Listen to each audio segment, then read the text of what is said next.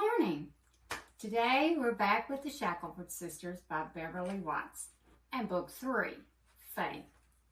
Although you can't really call any of them quiet, but Faith is probably the least bravest and the quietest of the 8 sisters. And in the beginning of this one, finds she is also the unluckiest.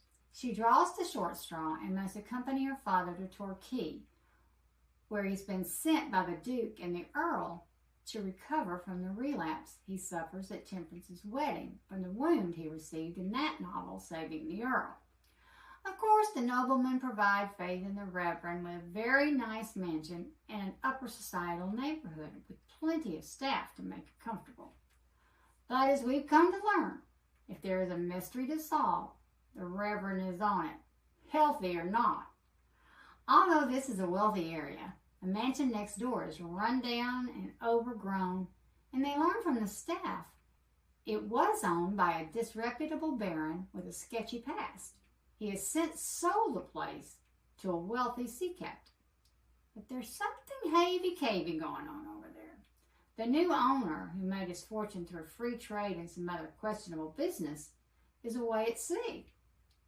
Faith noticed someone is sneaking around inside the mansion, and they obviously do not wish to be noticed. The Reverend, being the Reverend, insists upon Faith investigating, and when she refuses, he swears he'll do it himself if she doesn't. Parental guilt is a powerful weapon. This leads to a gruesome discovery, and Faith brings her findings back to her father. "What the deuce is wrong with you, woman?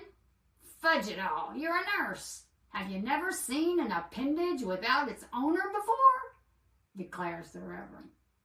So it begins, when the handsome sea captain returns without ever meeting Faith, finds himself in an upstairs bedchamber in a raggedy, filthy inn, half clothed, laudanum drugged, with the young lady next to him, and the inn set afire. Now he and Faith must discover the mystery before their assassin discovers the two are not so dead after all. A 20-year-old unresolved mystery, a mummified finger that still bears a valuable ring, a child who belongs to a marquis who spent a fortune seeking his wife but knew nothing of his child, a kidnapped sister who supposedly disappeared never to be seen again, and the discovery of an unknown diary that holds almost all the answers and assures that Faith and Rowan cannot be left alive to destroy the lives of a very powerful local family. Rowan Carew is no gentleman and couldn't care a whit about the fact that Faith has been compromised by being alone with the handsome sea captain, half clothed in a shabby inn, even if the place was set afire for the sole purpose of killing them both. However, when the mystery is resolved, Reverend Shackleford still intends to address that issue. Faith can't stand just to sit by safely while everyone else searches for the villains. Helping uncover some of the clues couldn't hurt, not really. She'll take Freddie, and he'll keep her safe, right? Faith and Rowan can't understand their uncontrollable attraction, and Rowan decides once she's safe, they must never see one another again. He cannot be trusted not to further compromise her, and Faith cannot promise not to allow him to.